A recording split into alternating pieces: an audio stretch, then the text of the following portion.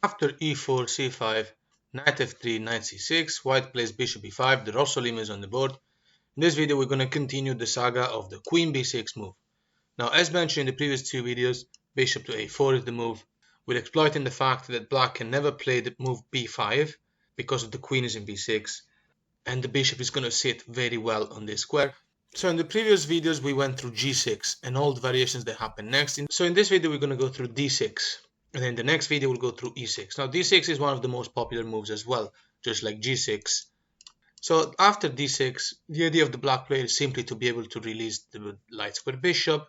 Potentially we're also going to look at ideas like castling longside, and also stops the white pawn from ideas such as the e5, which means that black will be able to play a move like knight f6 without problems. Anyway, let's go on. After castling, we're going to look at two main options, basically bishop g4, pinning the knight and going to take it immediately, or bishop to d7, because there's nowhere else that makes sense to go to. If bishop goes to e6, then black will have to develop the other bishop, the dark square bishop from the fianchetto, and that will transpose into something very similar to the previous two videos I've already made, so go and check them out if you want to find out more. So let's look at these two ideas, bishop to g4 immediately. Okay, white goes on with the thematic d4. The idea is very simple. When the light square bishop is gone, obviously the knight in c6 will be more vulnerable because it's on a light square and this bishop is potentially one of the defenders. So the idea here is simply d5, which wins the game immediately. And black doesn't have the usual attack, when the bishop is in b5 and black can play a6 to attack the bishop. That thing just doesn't exist here because of the very clever bishop a4 move which you played at the beginning. So now the threat is d5 winning the piece for free. So what happens after bishop takes knight? Queen takes back, and now pawn takes in d4. It looks like this just won a pawn for the black player, because black first removed our knight from f3. We had to take back with the queen in order to keep our pawn structure safe in front of our king, and now we're down a pawn, and besides, our possibility to exploit the pinned knight seems to be completely disappeared. White now ignores that and just plays c3. The idea is development, exploiting one very good thing about playing against this defense. The good thing is that the black player will struggle to be able to castle short side because there's so much to do. He has to make three moves: move the knight, the pawn, release the bishop, and then castle. It will take 4 moves in total. Or the black player might choose to castle short long side, but that's a suicide. So let's look at both of them. Okay, if black castle long side for real, then you're gonna punish this immediately. Simply take the knight, and now black will have to take back in 2 different ways. We're gonna look at 2 of them. If black takes with the pawn to unite these 2 pawns, for example, then simply take the pawn in f7. And look, position is already evaluated like +3 or +4. I can't remember at this moment. But here's the thing. White is simply going to open the files. Once you take this pawn and you develop the bishop, you can go anywhere you want. You're going to play rook c1. That's going to be game over. And you all know that. So let's look at development. Knight f6 with an attack on this pawn. Okay, ignore it. Take the pawn. Knight e4 here is just another bad move by black because it will be met with bishop e3, rook c1. The knight is jumping to a3 and c4. For more information about this setup, just look at the previous 2 videos. They explain a lot of stuff. So let's see what happens after queen takes in d4. Okay, knight c3. 2 options to see how things go. Look, the problem with the black play is that he's simply just too exposed. You're going to have to sort out how to attack it, but just 2 potential ideas. Let's say, for example, knight e4 loses the game immediately because queen e6 is a fork. You got double attack on the knight. You're winning a piece. Pawn to e5. To kind of stop all of that from happening, threaten knight e4 for real this time.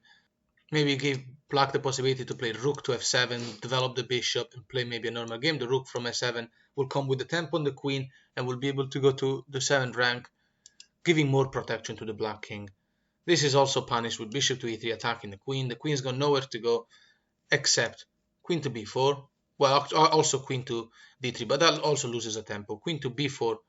Now simply queen takes pawn in a7. Do you see how easy it is to target this very weak king? The best move by black would be queen to b7 at this point.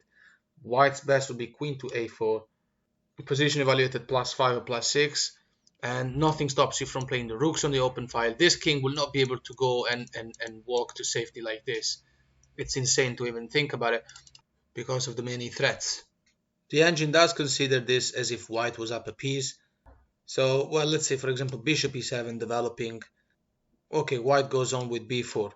So you know what to do now here. You're just going to push b5 and force a clash of these two pawns and make them disappear. Either you take or you get taken. This idea, king to d7, maybe going to e8 and then f7 and finding safety. Because in there the king will indeed be safe. Well, you're also exploiting something else. Rook to b1 is played now, and after king goes to e8, potentially now black is able to play the rooks on this side of the board with an attack on the queen and so on. So king going to e8 will be met with b5. It's just too strong. Okay, and if instead the black player played a move like rook a8, just play queen to b3 very quietly. You're protecting pawn in a2 even further. You're pushing b5. If you get taken, of course you can take back with the knight. The attack is crashing. And even then, in this position, even if the king goes to e8, trying to find some safety, you're still going to push b5. And again, the swap is going to happen. If it doesn't happen, then you can just play b6 with check. Then you can bring the queen up, queen to a7. Knight to b5 is coming, knight to c7. The black player will be forced to swap. At the very least, you're going to be able to bring both rooks on the 7th rank as soon as possible. So let's make a recap to talk about that position once again, but a different variation. Queen b6, okay, bishop a4, and now we're looking at the move d6. Okay, castle, and we ignore the fact that our knight can get pinned immediately. We just go on with d4, and after bishop takes, queen takes, we haven't lost the pawn. We're simply going to play c3 so we can keep developing this. This queen in b6 is not good, so pawn takes, maybe knight c3, knight d5 will be already quite a bit of trouble.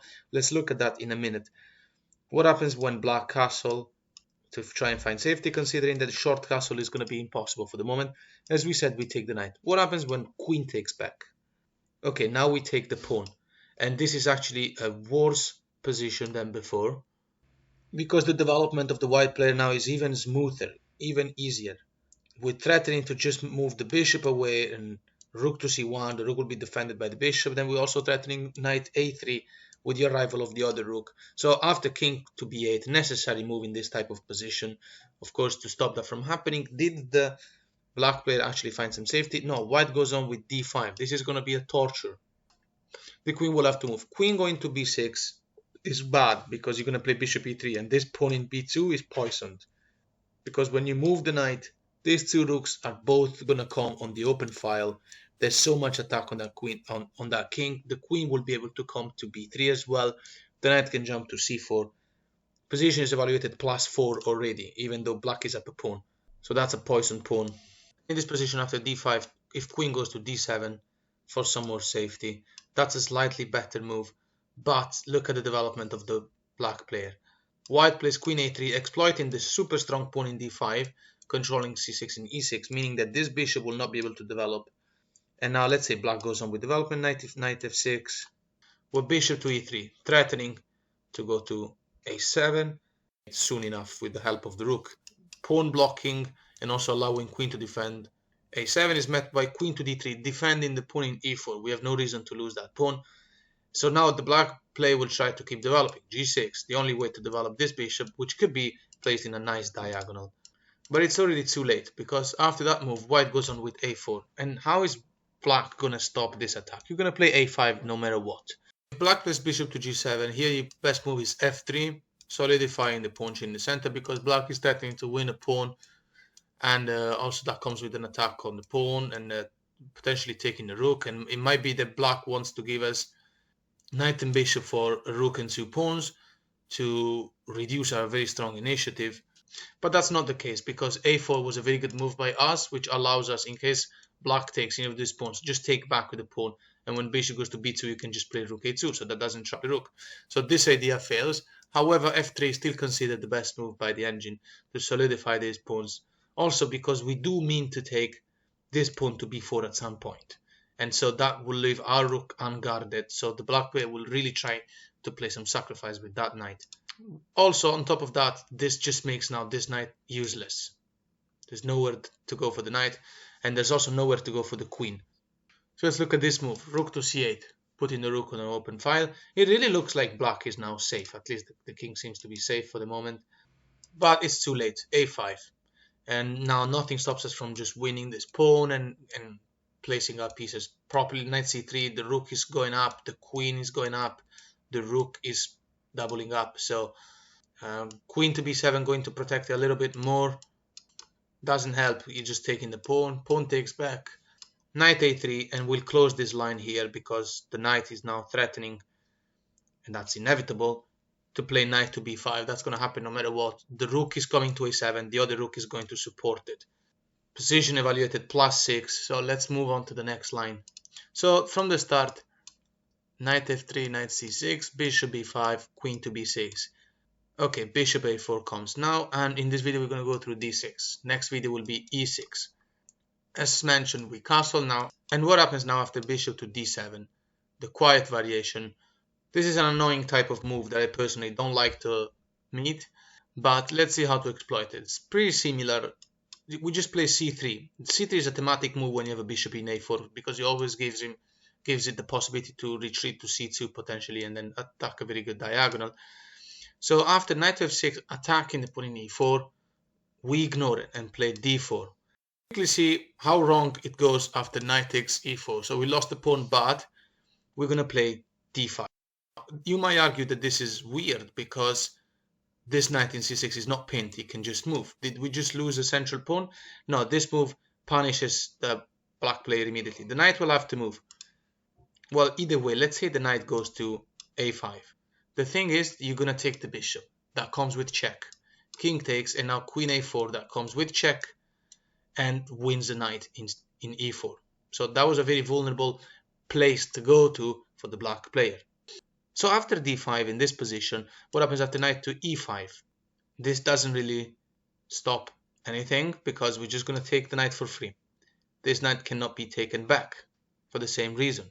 Right? Knight takes back, pawn takes back, and now bishop takes, king takes, queen a4 wins the piece. This knight is undefended. What if instead the black bishop takes our queen? Well, come on, guys. Again, it's the same thing. Queen takes a4, but this is even worse now because this comes with a forced mate. Forced mate in 13 at the very latest. Because if you think about it, this is already checkmate. King moving means queen d7 mate. If instead, well, black's only move in this position by the edge will be queen to c6, which you can take with the pawn. So you figure it out from here. The last recap will see us involving a pawn capture in the center. So knight c6, bishop to b5, queen to b6. That's the variation we're looking at today. Bishop a4 now. d6, castle. Bishop to d7, the boring variation is met with c3. After knight to f6, d4. Now, as mentioned, this knight can't take this pawn for the tactic that we've just realized. Okay, what happens after the more natural pawn takes? Okay, pawn takes back. And let's look at this scenario that we haven't seen so far, e5. Now, this really looks like it's going to one of those extremely theoretical Sicilians where it's going to take a while before you go on to win. But actually, no, this is also going to be punished. Pawn takes. And again, knight taking pawn here will be wrong. Knight taking in e5 will be wrong because of bishop takes d7. And that has given the black player an isolated pawn. So when black takes back, bishop to e3 comes, and this comes with a tempo. It's a much more favorable position for white to play. Taking the pawn in b2 will not be good because of bishop to d4 attacking the queen. So the queen isn't trapping our rook, it's just a silly pawn to take.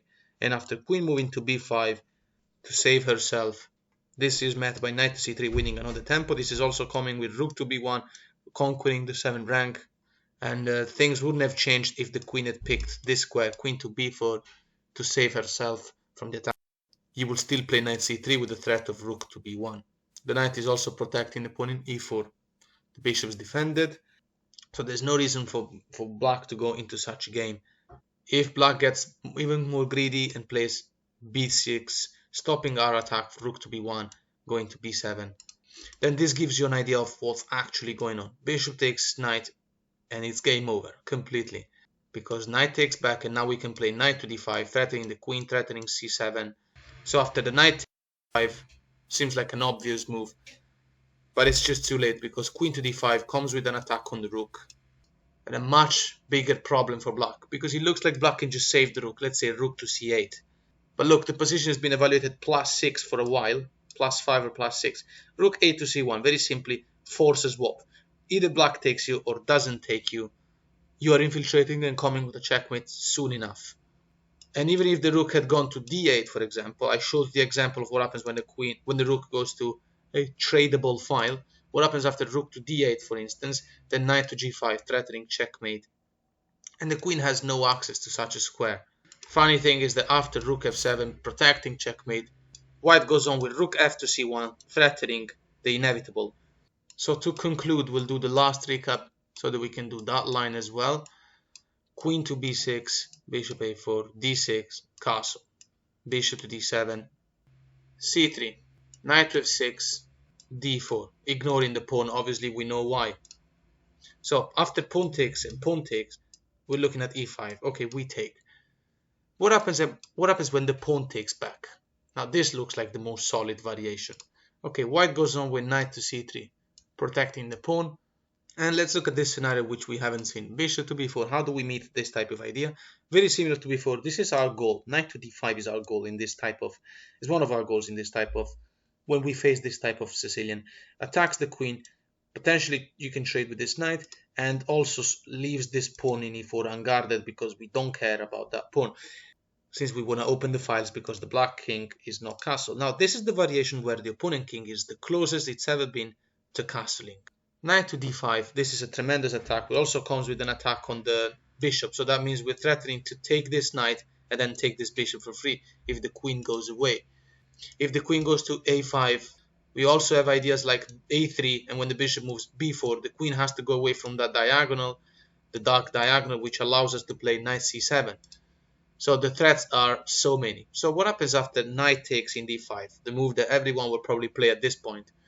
Okay, take the pawn in with the pawn, that comes with an attack on the knight. The knight will have to move, so let's say knight to d4 for instance. Doesn't make much difference because you're gonna take the bishop, check, king takes back, knight e5 check, it's game over. See, the king can't go anywhere. King to d8, you go knight f7, king to e8 is met with bishop e3, double attack on the knight, and when the knight gets protected and also unpinned most importantly, still you play rook to e1 with a threat of taking the knight, and then you can move the knight anywhere you want and capture the opponent queen. This is already game over. King f8 is met by knight d7, winning the queen. No other moves there is that doesn't lose that material. Bishop e3 is coming no matter what.